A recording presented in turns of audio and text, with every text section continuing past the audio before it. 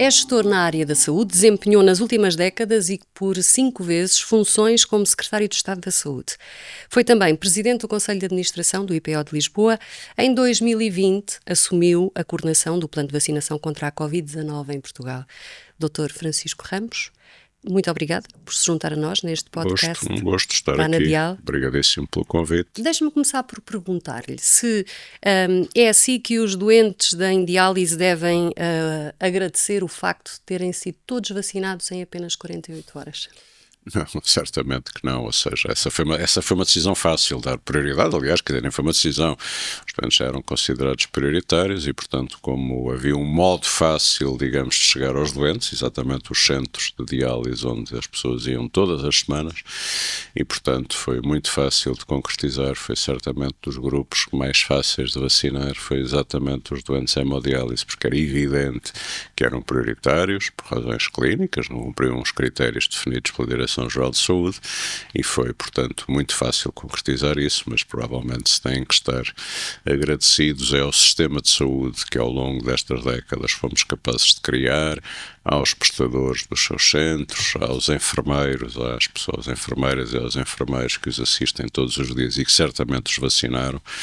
e que não só fizeram exatamente do tratamento de diálise, mas também do Programa Nacional de Vacinação, 2 sucessos do nosso país. Muito bem. Enquanto secretário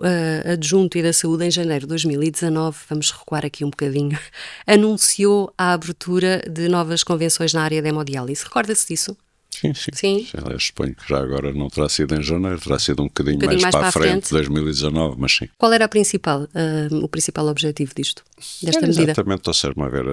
a abertura das convenções, as convenções existem há muitos anos e têm, ao longo das décadas, sofreram, digamos, momentos em que se tentou travar, fundamentalmente até mesmo para controlar a despesa, e isso é verdade, ou seja, eu sou economista da saúde e, portanto, sei que há um fenómeno chamado de indução da procura, ou seja, se não controlarmos de alguma forma a oferta de cuidados, isso tem um custo depois na fatura que vimos a pagar. No caso do tratamento de insuficiência renal crónica, da hemodiálise, elas foram de facto, digamos, fechadas durante algum tempo, mas por questões de acesso e sobretudo porque, francamente, é um bocadinho mais difícil induzir procura neste caso do que em laboratórios de análise ou em centros de radiologia ou de fisioterapia. Portanto, entendeu-se que era adequado reabrir as convenções e, portanto, foi um trabalho que foi feito com a ACSS na altura de definir as condições para que pudesse haver, digamos, uma normalidade de alargamento da convenção, sempre que isso justificasse, ou seja, sempre que houvesse áreas geográficas não cobertas, eventualmente, ou seja, alguma tendência também para naturalmente melhorar as instalações, as condições físicas, ou seja, fechando centros antigos já com menos condições, e as empresas também tive a oportunidade de verificar que estavam a fazer um esforço de melhorar as instalações físicas. E, portanto, ou seja, desde que fosse capaz digamos que o Ministério da Saúde tivesse condições para gerir, digamos, o influxo, ou seja, que não causasse também um problema de super abundância de centros, e o problema não é a abundância de centros, o problema é depois, digamos, o número de doentes por cada centro seria tão reduzido que poderíamos pôr problemas de qualidade, ou seja, há aqui uma gestão que tem que ser feita, digamos, de equilíbrio entre o número de centros, digamos, o volume de cada centro, para de facto garantir de que, por um lado, conseguimos ter a proximidade suficiente para que as pessoas não tenham que fazer grandes deslocações para ter os seus cuidados de hemodiálise 2 ou 3 vezes por semana, mas também, portanto, um volume suficiente para garantir qualidade e pessoas treinadas e pessoas formadas, e esse equilíbrio. Conseguiu-se? Eu julgo que sim, aliás o panorama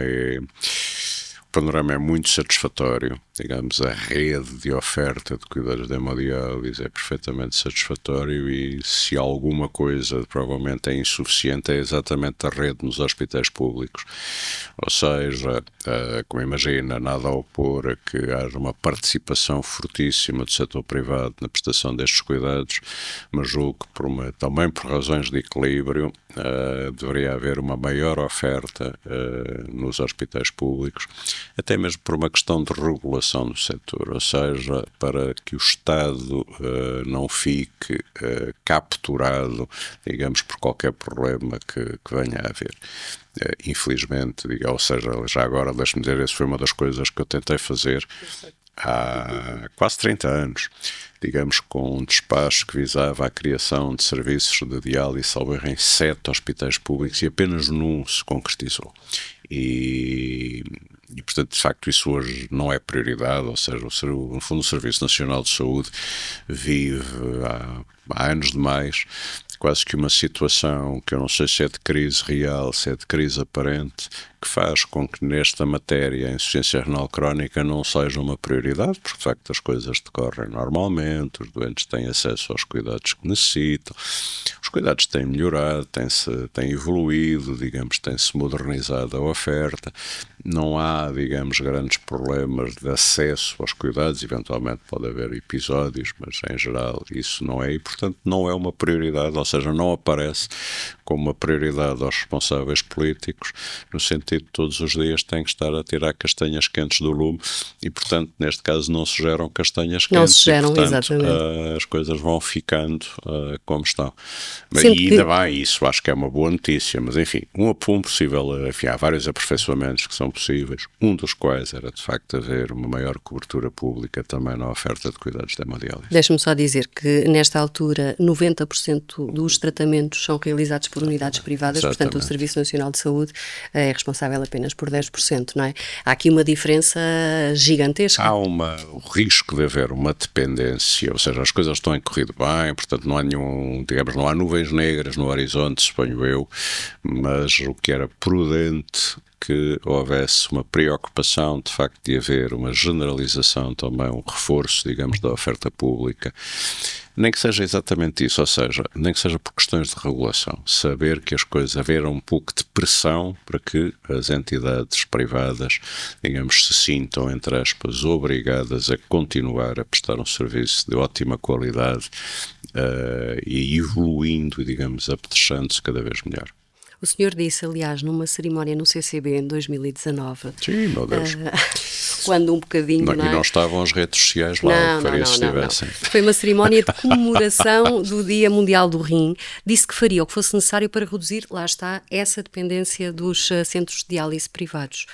Em termos políticos, esta sempre foi uma preocupação, não é? É, porque, digamos, isso seria útil para todos, quer dizer, vamos lá ver,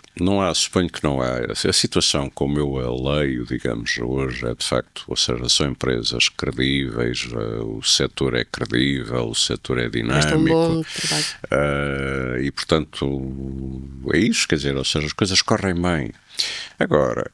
aquilo que sabemos é que exatamente nesta combinação público-privada, assim como muitas vezes aparece, digamos, a questão de que há quem tenha medo que alguma coisa seja feita pelo setor privado, só por ser privado, aqui, digamos, há um papel também a desempenhar pelos hospitais públicos também nesta matéria, e sobretudo porque esta é uma matéria muito sensível, quer dizer, ou seja, estamos a falar de situações que não podem falhar e, portanto, deve haver um envolvimento público também na prestação. O meu ponto é, digamos, não basta, digamos, haver envolvimento da Direção-Geral de Saúde no sentido de perceber que tudo está a ser cumprido, que as regras estão a ser cumpridas, que os prestadores, digamos, cumprem todas as orientações e todas as regras na prestação dos cuidados de hemodiálise. Além disso, deveria haver também uma rede, digamos, de prestação pública que pudesse harmonizar ainda mais, digamos, toda a oferta. Doutor, em relação ao preço compreensivo, que não é revisto desde 2012, se não estou em erro, Compreende esta ideia das empresas? Acho ótimo que continue a haver um preço compreensivo, ou seja, acho que este também é um modelo de envolvimento, digamos, de todos os stakeholders, como se diz agora, digamos, desta área, ou seja, permitindo, portanto, tranquilidade e previsibilidade ao orçamento do Serviço Nacional de Saúde, certamente permitindo também algumas poupanças importantes no orçamento do Serviço Nacional de Saúde, mas, portanto, naquela lógica de que é um modelo em que todos podem ficar a ganhar. O Serviço Nacional de Saúde com previsibilidade e com poupança e com eficiência, e os prestadores privados, de facto, evidentemente fazendo esse esforço para prestar cuidados de qualidade, continuam a ser monitorizados e observados pelo Ministério da Saúde, através dos seus organismos, mas também cada vez que conseguem ganhos de eficiência, pois têm eles próprios esses ganhos, mas o que o preço compreensivo vai fazer é que esses ganhos sejam repartidos com o Serviço Nacional de Saúde. E isso é aquilo que, digamos, que a organização do sistema, em termos económico-financeiros, deve almejar. É promover ganhos de eficiência, mas que depois esses ganhos sejam repartidos pelo financiador e pelo prestador. Um exemplo, digamos, que eu conheço também na área dos medicamentos é que exatamente o que distorce o mercado do medicamento é que esses ganhos são, diria, quase na totalidade apropriados pelos fornecedores da indústria farmacêutica, e o sistema de saúde limita-se a pagar a conta. E, portanto, esse é um fator muito positivo. O resto, depois, de facto, naturalmente, tem que haver capacidade de negociação e trabalho conjunto, quer em termos de desenvolvimento do sistema, e ainda houve algumas conversas em 2019 que depois também não chegaram ao fim, e que, enfim, depois com a pandemia, depois naturalmente, mais uma vez, as prioridades foram totalmente outras, mas que valia a pena, digamos, permitir a revisão do preço, não só pagando mais, e eventualmente também incluindo outros cuidados, que eu julgo que até mesmo neste movimento, por exemplo, das unidades locais de saúde, eu julgo que está criada também a cultura de integrar cuidados. E, mais uma vez, essa tem que ser a preocupação, ou seja, desde que os prestadores estejam capacitados e desejem também, eu julgo que sim, prestar mais alguns serviços. Isso faz todo sentido, quer dizer, ou seja, hoje temos as tecnologias suficientes necessárias e suficientes para que, de facto, que isso aconteça de uma forma mais cómoda, mais articulada, mais integrada para os utentes, para os doentes, e com a capacidade de monitorização que as autoridades de saúde entenderem que é necessária, e que hoje até mesmo, digamos, com o novo modelo de unidade local de saúde, duas coisas acontecem. Por um lado, são menos doentes por cada entidade a terem que ser acompanhados, e segundo, há uma preocupação global com a integração de cuidados que o próprio formato do LIS em si prevê. Portanto, não choca de forma alguma esta possibilidade de dar outras valências a estes centros privados? De forma nenhuma, quer dizer, acho que esse mesmo é o caminho, quer dizer, ou seja, Mário, eu tive a oportunidade de participar, digamos, no arranque, digamos, do preço compreensivo, e, digamos, qual era o pacote que estava incluído e qual era o pacote que não estava incluído. E lembro-me bem das desconfianças e dos medos e dos receios que havia nessa altura, portanto, quase há 20 anos. Eu julgo que a prática tem exatamente desmentido isso, ou seja, e por um lado tem havido um comportamento, não sei se exemplar, mas quase, digamos, das entidades prestadoras, tem havido capacidade de acompanhamento e monitorização das entidades oficiais, nomeadamente a Direção-Geral de Saúde, e, portanto, acho que hoje existem as condições para alargar isso, ou seja, há um beneficiário, um claro beneficiário, que são os doentes, ou seja, esta é uma situação muito pesada para as pessoas, ou seja, felizmente que o tratamento que têm é de excelente qualidade, mas que continua a ser verdade que fazer hemodiálise 2, 3 vezes por semana, todas as semanas, digamos, numa perspectiva que é para o resto da vida, é muito pesado, continua a ser, digamos, aquilo que pudermos fazer para facilitar a vida destas pessoas. Eu acho que digamos, que tem que ser encarado, ou seja, se quiser um bom exemplo, este governo há pouco tempo, digamos, alargou aos lares de idosos a capacidade de prescrição de meios complementares e de ajudas técnicas. Acho que valia a pena estudar isso na prestação de hemodiálise, quer dizer, ou seja, no fundo é evitar que as pessoas tenham que andar diretos para outros papilados, portanto, correr as várias capelinhas, e, portanto, há uma relação de confiança. Há formas de controlar eventuais abusos. Não, hoje acho que não há nenhuma boa razão para que isso não seja discutido e entre as partes, não é? Doutor, porquê que, na sua opinião, existem cada vez mais doentes renais crónicos em Portugal? Está ligado, suponho eu, à diabetes, aos estilos de vida, ou seja, aquilo que eu lhe posso dizer, ou seja, não... Enfim, aquilo que eu lhe posso dizer é que tem havido, já digamos, ao longo das últimas décadas, uma transição epidemiológica, digamos, de um tipo de doenças mais infectocontagiosas para outras doenças que provavelmente advêm do facto de vivermos aparentemente melhor, mas que os nossos hábitos e estilos de vida, de facto, por vezes não são assim tão melhores quanto deveriam ser. O que é que isto quer dizer? Portanto, há novos problemas de saúde que derivam exatamente dos progressos do desenvolvimento económico e social. A insuficiência renal crónica, tanto quanto eu sei, vem exatamente disso. Agora, E como é que há isso se certamente corrige? formas de informar as pessoas, de prevenir, de, digamos, de chamar a atenção para que consigamos evitar alguns comportamentos que sabemos hoje que têm um risco demasiado elevado de vir a degenerar em doença. Mas também há uma dimensão claramente que resulta de uma coisa que provavelmente não víamos há uns anos atrás, por um lado porque nem sequer os diagnosticávamos as pessoas, e por outro lado, quando diagnosticávamos já era tão tarde que as pessoas já nem entravam, digamos, nos canais de tratamento que hoje conseguimos dispor. E isso também é isso também é uma questão que hoje temos que nos habituar e estar disponíveis para tratar em saúde, que é o sistema de saúde muitas vezes diz de uma forma simplista é vítima do seu próprio sucesso, ou seja, o facto de prolongar a vida cada vez mais tempo, naturalmente que infelizmente o elixir da juventude e da perfeita saúde ainda não se conseguiu lá chegar e portanto as pessoas vão ter novos problemas de saúde, digamos, novas doenças. Agora, acho que vale a pena também, e esse é um handicap que o sistema de saúde português tem, a não apostar claramente em prevenção com todos os meios possíveis, ou seja, enfim, causa-me algum incómodo que, por exemplo, não haja hoje, por exemplo, a Direção-Geral de Saúde, um departamento claramente apenas dedicado às redes sociais, espalhando, digamos, informação sobre o que deveria ser prevenção,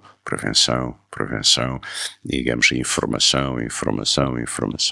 Se isso, digamos, se na política ou no comércio, no marketing, são hoje as redes sociais, digamos, os canais utilizados para quem quer passar a informação, acho que o nosso sistema de saúde também tínhamos a obrigação e temos recursos para isso, quer dizer, de certeza absoluta, até mesmo porque não é assim tão caro, para exatamente usar esses recursos para passar a informação, ou seja, quais são os comportamentos que claramente se devem evitar, quais são os avisos que as pessoas devem ter em mente para exatamente, imediatamente contactar o sistema de saúde e fazê-lo de forma a que seja ouvido. Não basta fazer para fazer, hoje tem que ser feito de forma a que seja ouvido pelas pessoas e, portanto, não sei se é no TikTok, se é no Instagram, se é no X, mas temos que usar isso, quer dizer, ou seja, os nossos profissionais de saúde pública, enfim, já agora aqui, portanto,